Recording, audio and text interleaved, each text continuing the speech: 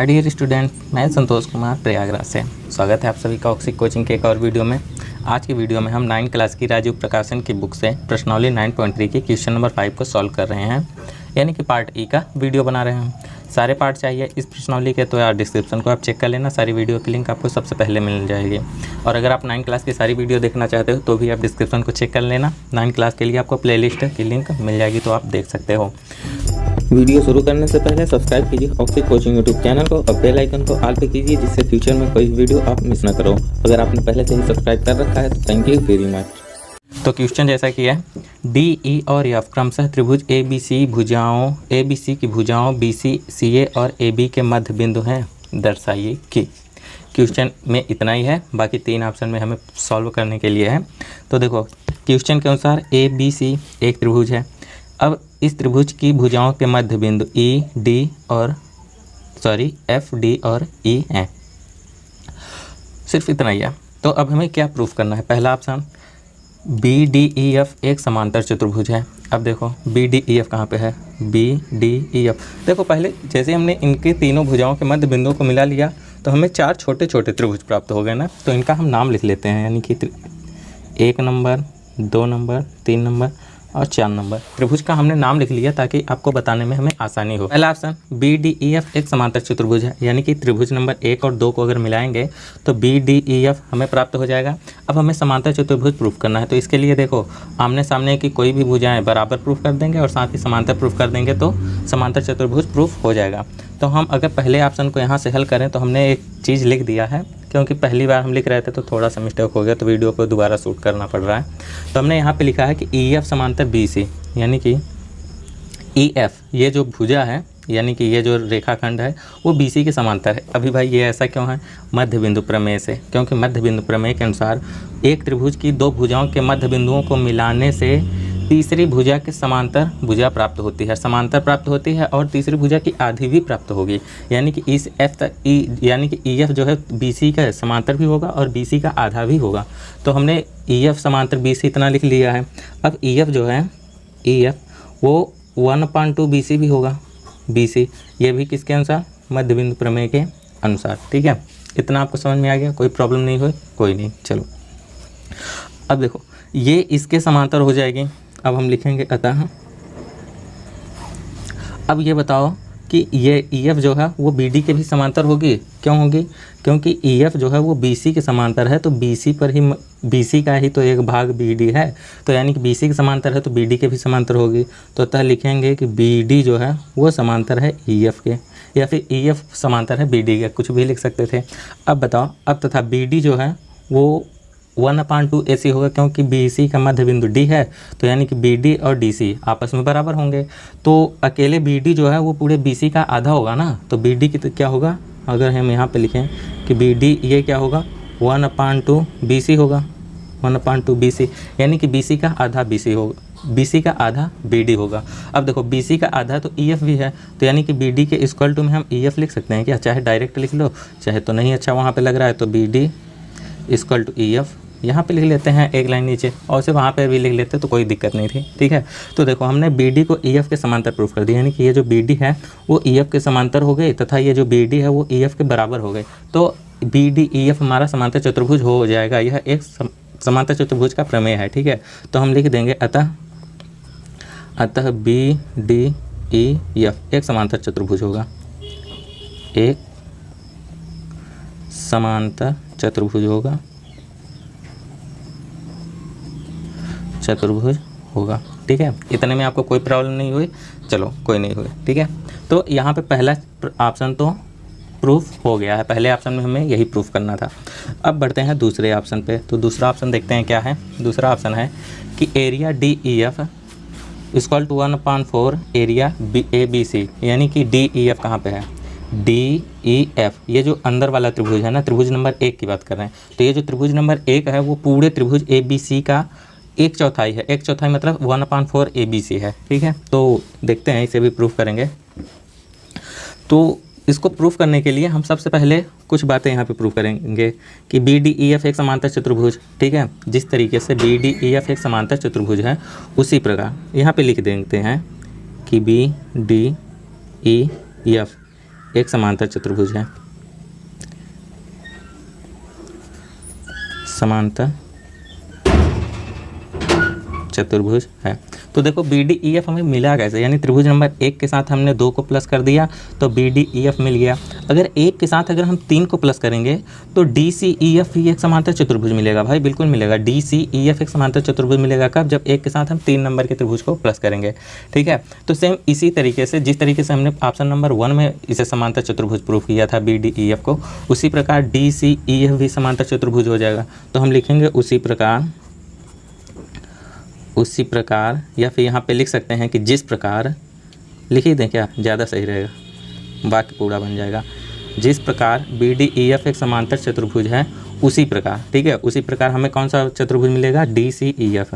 उसी प्रकार D C E F और डी सी ई एफ, और अगर 1 नंबर के साथ अगर 2 को जोड़ा तो B D E F, 1 number के साथ 3 को जोड़ा डी सी ई एफ।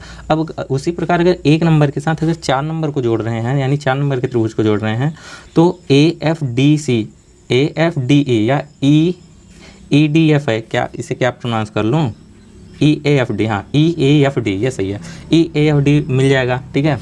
तो यानी कि उसी प्रकार ई ए एफ डी भी क्या होगा, समांतर चतुर्भुज होगा, समांतर चतुर्भुज होगा, ठीक है। तो जिस प्रकार हमने बी डी ई एफ को समांतर चतुर्भुज प्रूफ किया इधर, तो उस प्रकार हम इन दोनों को प्रूफ नहीं करने वाले, क्योंकि अगर ऐसे करेंगे तो यार क्वेश्चन का हल काफ़ी ज़्यादा लॉन्ग हो जाएगा, यानी काफ़ी ज़्यादा बड़ा हो जाएगा।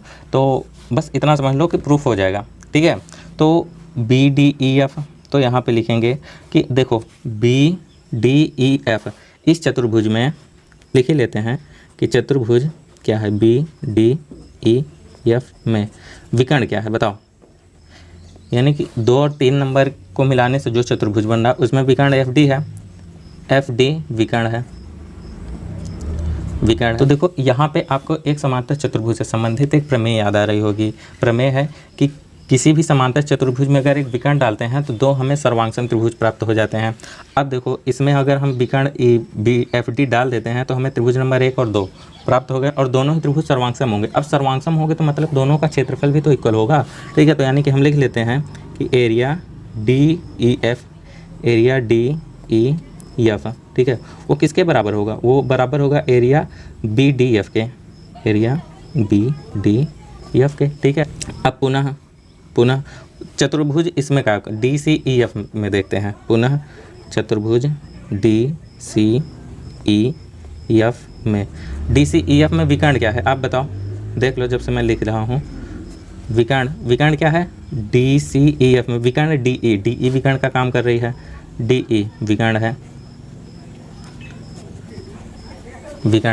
अब जब डी ई विकर्ण है तो यानी कि 3 और 1 को मिलाने से हमें चतुर्भुज प्राप्त हुआ। अब विकर्ण डाल दे रहे हैं तो 1 नंबर और 3 नंबर के 2 त्रिभुज मिल गए और दोनों का ही क्षेत्रफल बराबर होगा। सेम इस तरीके से, जिस तरीके से 1 और 2 बराबर हुए उसी तरीके से 1 और 3 का क्षेत्रफल बराबर होगा, और उसी तरीके से 1 और 4 का भी क्षेत्रफल बराबर होगा। तो हम लिख लेते हैं कि area D E F equal to area क्या, D C E, area D C E, ठीक है। फिर उसी प्रकार या इसी प्रकार चतुर्भुज किसमें, ई ए एफ डी में विकर्ण एफ ई का, विकर्ण ई एफ है में, विकर्ण ई एफ है। अब जब विकर्ण ई एफ है तो यानी कि त्रिभुज नंबर 1 और 4 भी का क्षेत्रफल भी बराबर होगा। तो लिख लेते हैं कि area D E F equal to area A E F, area A E F. तो देखो अब आपको थोड़ा सा मैजिक हम आपको दिखा देते हैं, यानी 1 नंबर का ये जो त्रिभुज है वो 2 के भी बराबर है, 1 नंबर का त्रिभुज 3 के भी बराबर है, और ये 1 नंबर 4 के भी बराबर है। तो कहने का मतलब ये 1 2 3 4 ये चारों त्रिभुज ही तो बराबर हो गए, चारों बराबर हो गए ना। तो अब हम देखो यहाँ पे लिखते हैं, अगर हम चारों त्रिभुज को जोड़ते हैं, ठीक है, देखो अतः हम चारों त्रिभुज को जोड़ लेते हैं, यानी कि त्रिभुज नंबर 1 2 3 4। तो भाई यार लिखना पड़ेगा, डायरेक्ट लिख लें क्या, यानी area 1 plus area 2 plus area 3 plus area 4, ठीक है, equal to area A B C, A B C. देखो हमने यहाँ पे 1 2 3 4 त्रिभुज का नाम, मतलब त्रिभुज को जो हमने माना था आपको समझाने के लिए, जिससे कि ज़्यादा जल्दी हो और आपको समझ में भी आ जाए, तो इसीलिए हमने ये लिख लिया। बाकी आप क्या कहते हैं, इसका नाम लिख लेना। एरिया 1 का क्या नाम है, DEF, 2 का क्या नाम है, DBF। ठीक है, समझदार हो यार कने। तो देखो 1 नंबर का त्रिभुज 2 के बराबर है और 3 नंबर भी 1 के बराबर है, 4 नंबर भी 1 के बराबर है, यानी कि 2 3 4 सभी 1 के बराबर है, तो सभी को हम 1 के बराबर ही लिख देंगे। यानी एरिया 1 प्लस ये 2 भी 1 के बराबर है तो एरिया 1 प्लस 3 भी 1 के बराबर है तो इसे भी हम 1 लिख लेते हैं, और 4 भी 1 के बराबर है तो हम इसे भी 1 ही लिख लेते हैं, एरिया ABC। ठीक है, बहुत जल्दी प्रूफ हो रहा है। ये चारों को जोड़ देंगे तो क्या हो जाएगा, 4 एरिया। अब हम 1 को लिख लेते हैं, क्या, D4 एरिया 1, चलो लिख ही लेते हैं, इक्वल टू एरिया ABC। अब देखो, अब हम यहाँ पे एरिया 1 को लिख लेते हैं, इस 4 को उधर पक्षांतर करेंगे तो एरिया 1 को हम क्या लिख लेंगे, DEF। यही हमारा त्रिभुज नंबर 1 है ना, त्रिभुज नंबर 1 यही है, DEF, तो इसे हम लिख लेते हैं DEF इक्वल टू, ये 4 इधर जाएगा तो 1/4 हो जाएगा, क्योंकि उधर मल्टीप्लाई में था। 1/4 एरिया, इधर 1/4 एरिया ABC। तो देख लो यहाँ पे ये चीज़ प्रूफ हो गया है, हमें यही चीज़ प्रूफ करना था। ठीक है, तो देखो आप यहाँ पे एक बार हम आपको फिर से बता दें, यहाँ पे जो हमने त्रिभुज नंबर लिख लिए हैं तो आप त्रिभुज का नाम लिख लेना। ठीक है, तो भी कोई दिक्कत नहीं है। तो area DEF equal to 1/4 ABC, हमें यही प्रूफ करना था दूसरे ऑप्शन में, और हमने यहाँ पे प्रूफ कर दिया है। तो आई होप कि आपको ये दूसरा ऑप्शन भी समझ में आया होगा। अगर आपको यार समझ में आया है ना, तो क्या कर रहे हो, वीडियो को लाइक कर सकते हो ना, अभी लाइक कर दो जब से हम इधर तीसरे को सॉल्व कर रहे हैं। तो यहाँ पर हम ऑप्शन नंबर 3 को सॉल्व करेंगे। तो ऑप्शन नंबर 3 में हमें क्या सॉल्व करना है कि ये जो एरिया BDEF है वो 1/2 एरिया ABC के बराबर होगा। ठीक है, यानी पूरे त्रिभुज का आधा होगा ये BDEF। तो देखते हैं BDEF कहाँ, पहले ऑप्शन में तो हमने यही प्रूफ किया था कि BDEF। ठीक है, यही चीज़ प्रूफ किया था। तो हम देखते हो BDEF लिख लेते हैं, एरिया BDEF इक्वल टू, देखो BDEF किन 2 त्रिभुजों से मिलकर बना है, त्रिभुज नंबर 2 और 1 से मिलकर बना है। तो चाहे तो हम त्रिभुज 2 और 1 डायरेक्ट लिख लें, मगर अभी काफ़ी पेज है, उसमें पेज की भी प्रॉब्लम थी। तो अभी अगर हमारे पास पेज है, पेज की स्पेस की प्रॉब्लम नहीं है, तो हम नाम ही लिख लेते हैं। क्या नाम है, एरिया DEF यानी 1 नंबर का त्रिभुज प्लस एरिया BDF 2 नंबर का त्रिभुज, एरिया BDF। ठीक है, अब फिर से area BDEF equal to area, हमें DEF प्रूफ करना था ना, ABC को प्रूफ करना था। ठीक है, पहले हम DEF, इसे DEF ही रहने देते हैं, DEF प्लस ये जो BDE है, BDE यानी 2 नंबर है, ये तो ऑलरेडी 1 के बराबर है, तो हम इसे फिर से 1 के बराबर ही लिख देंगे, यानी कि एरिया DEF। ठीक है, ये दोनों मिलके 2 एरिया DEF बन गया, यानी कि एरिया BDEF इक्वल टू, ये दोनों मिलके 2 एरिया DEF। ठीक है, इतना चीज़ हो गया। आपको कोई प्रॉब्लम हुई, कोई नहीं हुई, अगर नहीं हुई तो बहुत अच्छी बात है। अब देखो यहाँ पे हमने क्या प्रूफ किया था, area DEF equal to 1/4 ABC, दूसरे ऑप्शन में प्रूफ किया था। तो हम इस DEF यानी एरिया DEF के स्थान पे 1/4 एरिया ABC लिख देंगे। तो यानी कि area BDEF equal to 2 into अब एरिया DEF के स्थान पे हम क्या लिख रहे हैं, 1/4 एरिया ABC। ये हमने प्रूफ कर चुके हैं। ठीक है, ऑलरेडी प्रूफ हो चुका है। आप यहाँ पे कारण में लिख सकते हो कि ऑप्शन नंबर 2 में प्रूफ किया गया। ठीक है, एरिया BDEF इक्वल टू, देखो इस 2 से ये 4 को अगर हम काट देंगे तो 2 आएगा, यानी कि 1/2 एरिया ABC प्रूफ हो गया। यही चीज़ हमें प्रूफ करना था। देख लो एक बार फिर से आपको दिखा दें, area BDEF equal to 1/2 area ABC, इसी चीज़ को प्रूफ करना था और हमने प्रूफ कर दिया।